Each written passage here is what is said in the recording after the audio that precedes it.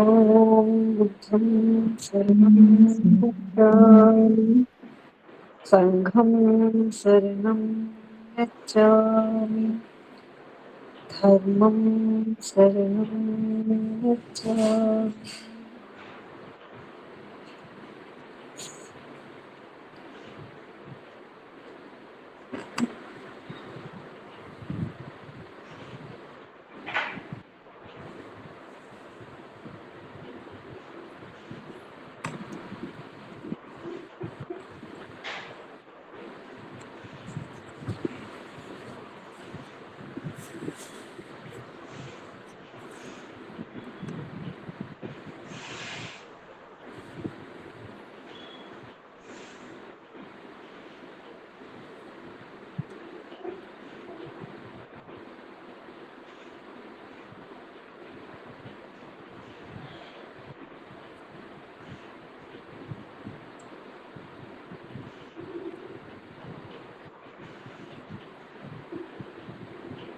చూసారా, తన స్వీయ జ్ఞానంతో అంటే నీ గోల్ తెలివితో స్పష్టంగా ఉన్న మనసుకి దానిదైనటువంటి తెలివితో అది ఉన్నటువంటి ఆ మనసుకు ఆ అస్పష్టత ఎప్పుడైతే ఉందో దానికి అది దాని యొక్క కాంతులకు తానే సారమైనటువంటి, చూసారా ఎలా ఉందో చూసారు, దాని తెలివితో అదే కనిపెట్టుకుంటుంది అనమాట.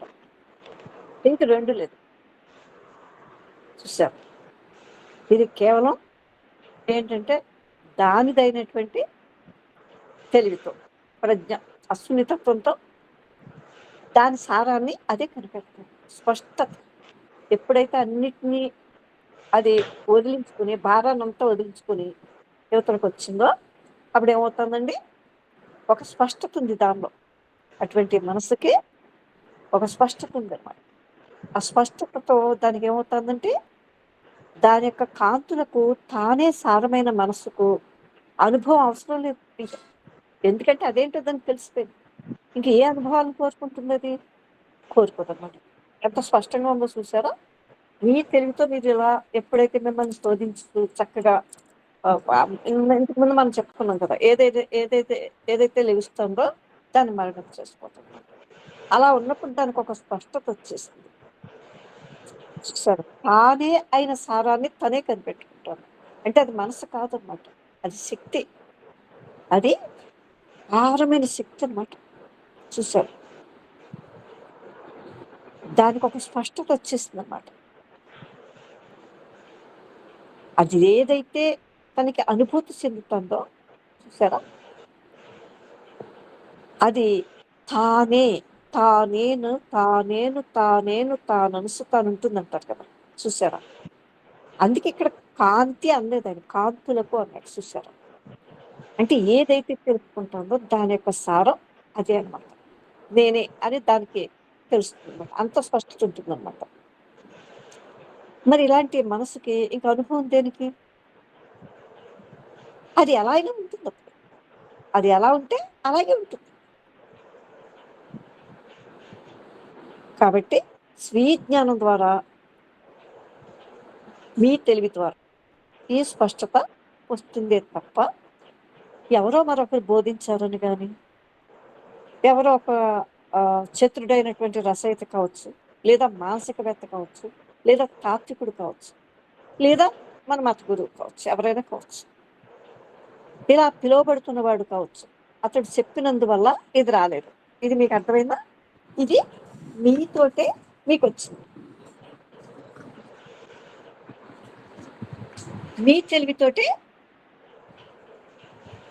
చూసారా, దీన్ని మీరు తెలుపుతున్నారు అన్నమాట. ఇంకెవరు చెప్తానే ఉంది ఇక్కడ? చూసారా, అప్రమేత దాని స్థితి ఎలా ఉందో చూసారా. ఇది శక్తి వృధా చేసుకుంటే మరి ఈ స్థితికి మన దానికి అది తెలుపుకోగలదా? దానికి ఒక స్పష్టత అంటూ ఉంటున్నప్పుడు ఉండదు.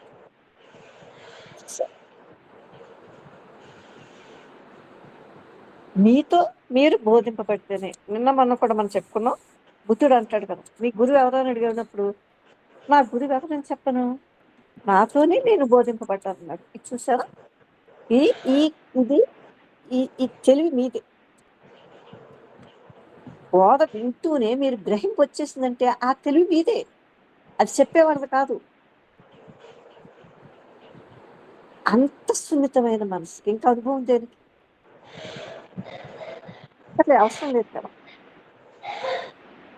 అందుకని ఎవరో చెప్పేస్తే వచ్చేసి అలా చెప్పేస్తే 100కి 100 మంది ఇప్పుడు ముక్తులైపోయేవాళ్ళే. చెప్పేవాళ్ళు ఎంతో మందున్నారు. వినేవాళ్ళు సరిగ్గా ఉండమన్నారు. చూసారా? అలాగే ప్రేమ లేకుండా, మరణం గురించిన అవగాహన లేకుండా పవిత్రమైనది లేదు. ఇక్కడ ఈ ప్రేమ అంటే ఏంటో మీకు తెలిసినప్పుడే, మరణం అంటే ఏంటో తెలిసినప్పుడే చూసారా? అప్పుడే పవిత్రమైనది అంటే ఏంటో మీకు తెలుస్తుంది. అప్పుడు పవిత్రత ఉందనమాట అక్కడ. అంతేకాని మనం కల్పించి చెప్పినవన్నీ పవిత్రత కాదు. ఇది మీరు జాగ్రత్తగా అవగాహన చేసుకోవాలమ్మా.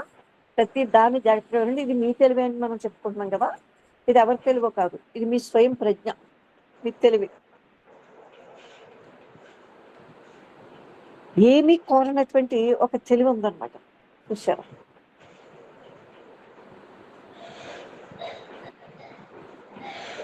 ఇది ఇక్కడుంది పవిత్రత. ఇది ముందే యోచించి ఏది పెట్టుకోదు. అసలు ఆహ్, ఆహ్, దీన్ని ఊహించలేం. ఇది అనూహ్యం, అప్రయత్నం. అలాంటి ఆవిష్కార స్థితి మీకొచ్చేస్తుందన్నమాట. అంటే అది ఆల్రెడీ ఉందక్కడ.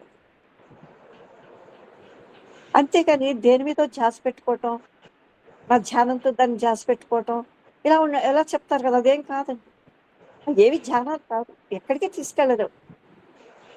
అందుకే మనకి ఎప్పటికి దుఃఖ సమాప్తి అవ్వట్లేదు. ఆ ఘర్షణ అలాగే ఉంటుంది. ఆ భయాలు చూసారా? ఆ ఆరోపణలు, ఆ నిందలు, ఆ అభిప్రాయాలు అన్నీ ఎక్కడో అక్కడే ఉంటాయన్నమాట. ఇది ఇలాంటి మనసు చూడండి. తను తాను గ్రహించుకున్నటువంటి ఈ మనసు ఏం చేస్తుంది? ఎప్పటికప్పుడు తుడిచిపెట్టేస్తుంది. ఎక్కడ మలినం లేదు. చూసారా? దీనిని మనం చెప్పొచ్చు పవిత్రమైనదని. ఇక్కడ ఎప్పుడైతే దేని మీద ఆ ధ్యాస పెట్టకుండా ఏదో రావటం, ఆ సౌందర్యాన్ని, పవిత్రతను, అందులో యథార్థ తత్వాన్ని తక్షణమే చూసేయటం మీకు జరుగుతుందన్నమాట. ఇలా జరగాలిది. ఊహలో కాదు మనం. చూసారా? ముందే తెచ్చిపెట్టుకున్నటువంటి ఒక సిద్ధాంతంతోటో, ముందే పెట్టుకున్నటువంటి ఒక ఏమంటారు ఒక సాంప్రదాయ పద్ధతులతోటి ఇది రాదు. ఎందుకని దేనితో దీనికి సంబంధం లేదు. అవేమీ దీనికి అక్కర్లేదు.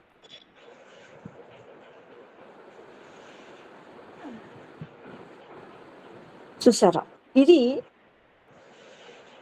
ప్రేమ అంటే ఏమిటో, మరణం అంటే ఏమిటో ఒక అవగాహన కనుక మనకున్నట్లయితే, ఈ అనూహ్యంగా అక్కడ ఆవిష్కారం అవుతుందన్నమాట. చూసారా? ఆ సౌందర్యాన్ని, ఆ పవిత్రతను, అందులో ఉన్నటువంటి ఆ యథార్థ తత్వాన్ని తక్షణమే చూడటం. మన జీవితాల్లో ఎంతో అద్భుతమైన విషయాల్లో ఒకటనమాట ఇది. అంతే తప్ప అప్పుడు మనకున్నవి, మన సంపదలు కానీ, మన భోగ్య, మన భాగ్య, మన బంధు, మన ఇది ఎంతో ఉంది మనకిప్పుడు. అక్కడ ఏముంది మనకిక్కడ? చెప్పండి. ప్రతి క్షణం మారిపోయేది కదా అక్కడుంది.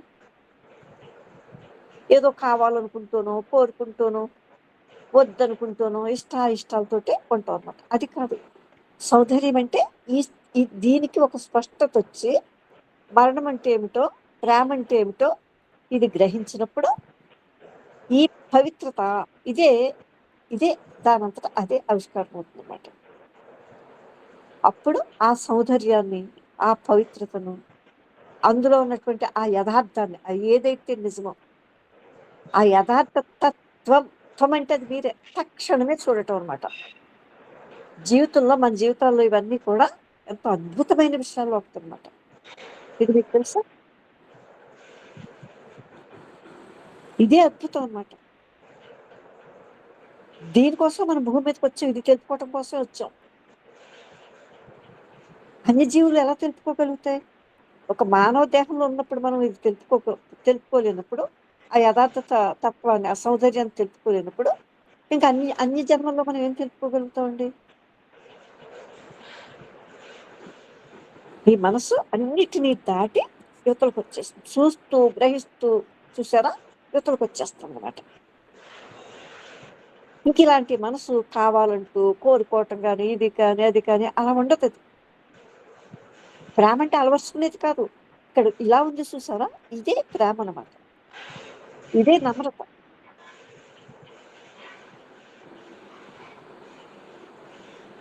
చూసారు. అంతేకాని ఒక గర్విష్టి నేను వినయంగా ఉండాలి, నేను మారిపోవాలనుకుంటాడు చూడండి అది కాదు. ఎప్పుడైతే తను తెలుసుకుందో అప్పుడే అక్కడ నమ్రత ఉంది, వినయం ఉంది. చూసారా?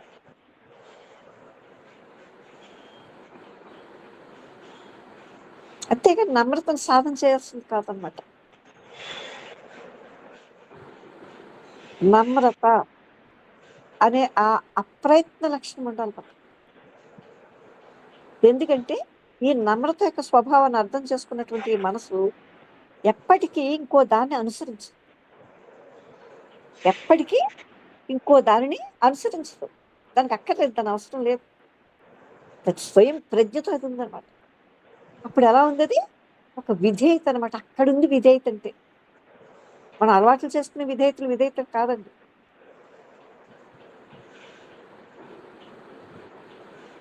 పూర్తిగా అప్పుడు ఈ మనసు ఎలా ఉంది అంటే నకారాత్మకమైపోయింది. అంటే శూన్యమైపోయిందనమాట. శూన్యం అంటే మీకు తెలుసా? ఖాళీ.